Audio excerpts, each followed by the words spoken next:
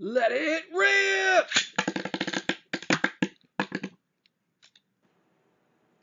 Hey, everyone. Welcome to BeyTalk episode 8.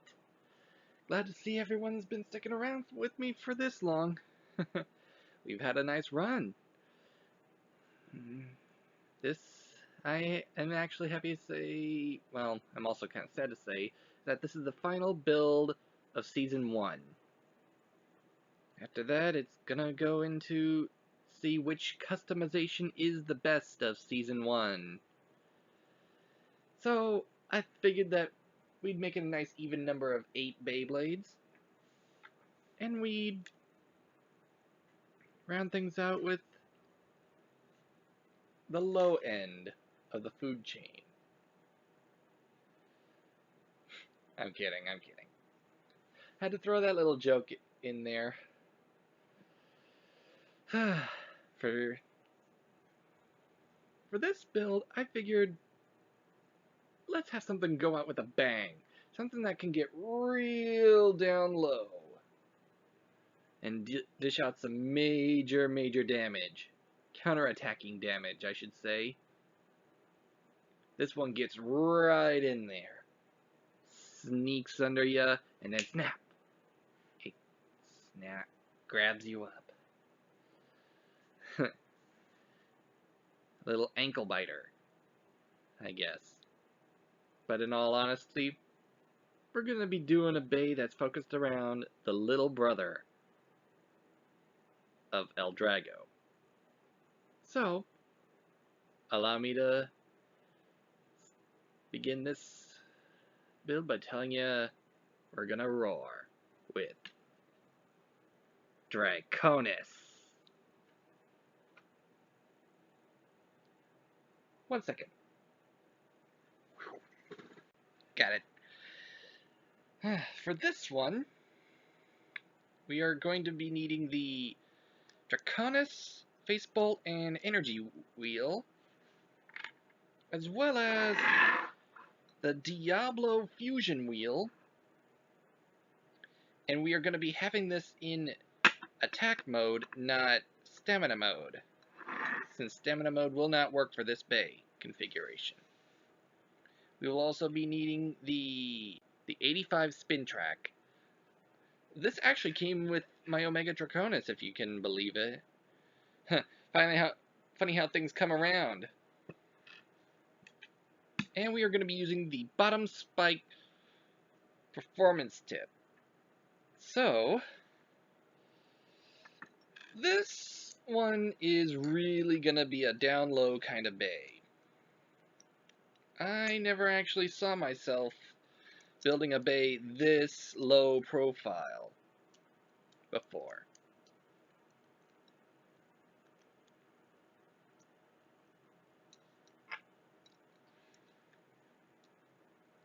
I have to say, it shocked me that this configuration even spun with how low it sat to the ground. I mean, look at this thing. Yeah, so low to the ground, any slight wobbling could knock it down. At least that's what I thought at first. But let's give it a little spin here to show you what I mean of how this works.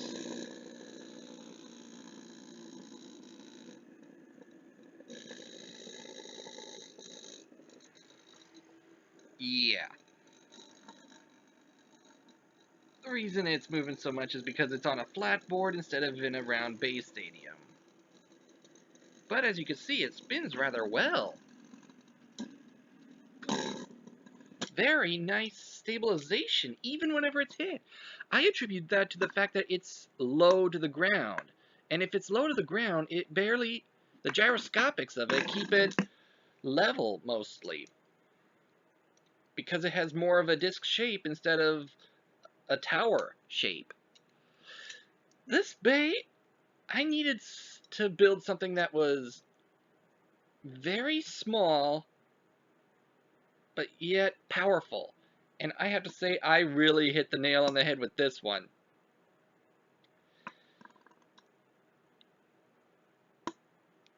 Diablo Draconis is this bay, his name. I am shocked this even worked. I know that some other people are shocked too. And who would have thunk that you could actually get a bay like this to work? I have to say, this has got to be one of my better builds. And I was just goofing around, just looking at my parts, and I'm like, huh, that's an interesting combination. So I decided to put this together, and lo and behold, it actually produced a bay that actually worked. I mean, also, because it's so low to the ground, it has more spin speed to it as well. Because being so low to the ground, there's barely any air moving under the bay, which means that it's a lot more, that it's more over the bay than under it, which also forces air outwards. If I would have to give my opinion on this bay, whew, I really would not want to face this. But that's the whole point of making a bay or facing a bay. You never know what you're going to face, and you never know what you're going to come across in making. Yeah. Omega Draconis.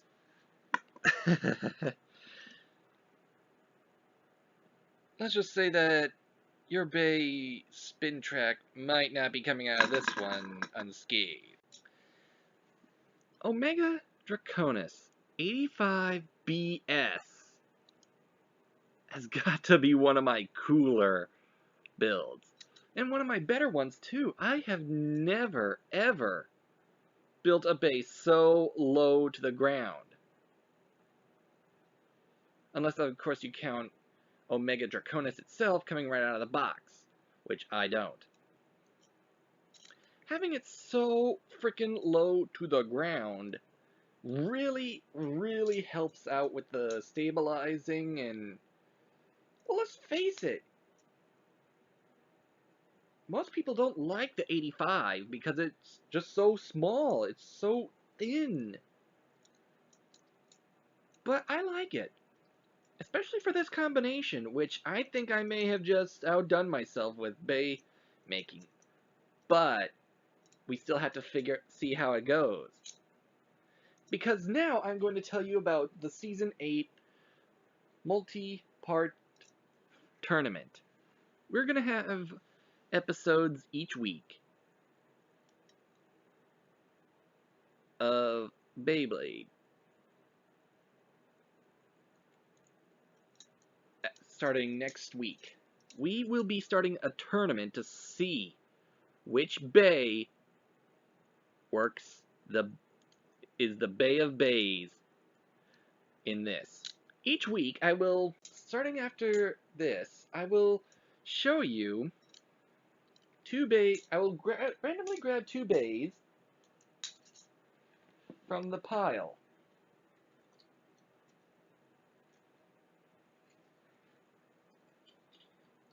of bays that I've made this week.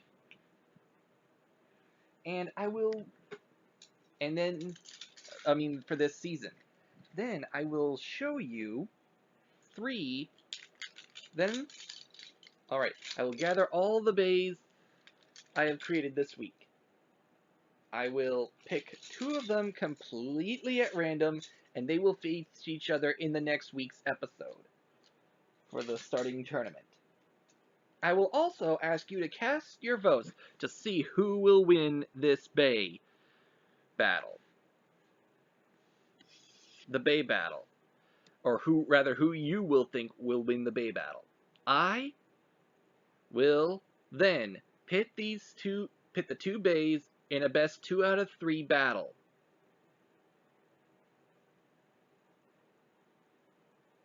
And it will be no cheating. The way that, and I will be on my own for this. I will tell you that right now. But, to be fair, I will launch both. I will have another. I will have both this launcher with this ripcord and this launcher and another launcher with identical ripcord suitable to the bay that is being used. Like for instance, my Guardian Dragoon or El Drago Guardian or yeah, Guardian Dragoon and El Drago Guardian are both left spin. But I will have an extra right, everything else is right spin.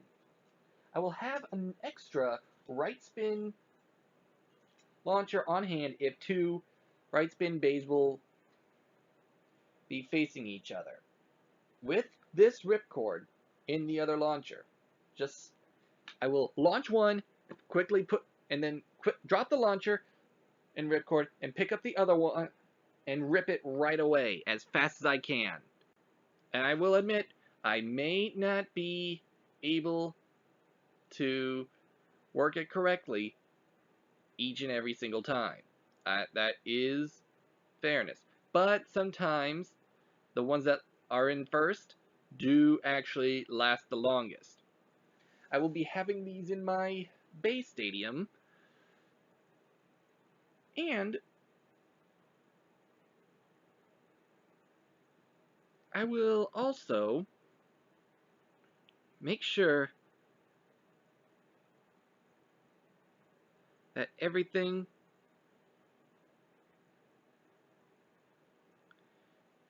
is completely fair up to possible standards. Since I am a one-man show, this is gonna be a little awkward for me. But I'm doing my best for you guys. So, let us see which bays will be facing each other in the first match of the tournament next week.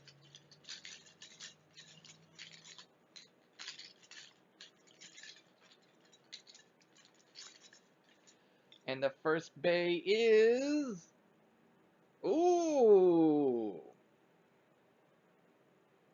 Earth Pegasus! W105 JBS. This is the one that was from episode 7. I gotta admit, I was not expecting it to actually make its appearance. Now you gotta remember, the Earth Pegasus, this Earth Pegasus is a little jumpy, and it's a little unpredictable. You never know how it's gonna turn out. So, if you want my advice, you better go back to episode 7 and watch it. So that way you can get the full details on it. The second bay, the bay that will be facing Earth Pegasus in the very first tournament episode of season 1 is... Oh!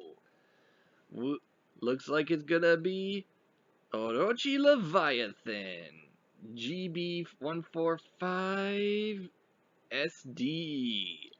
Ooh, nice little synchrone package here. This is gonna be fun. Just remember, you need to go and search for the episode that has this one. You gotta get all that you can. Ladies and gentlemen, these are your two competitors.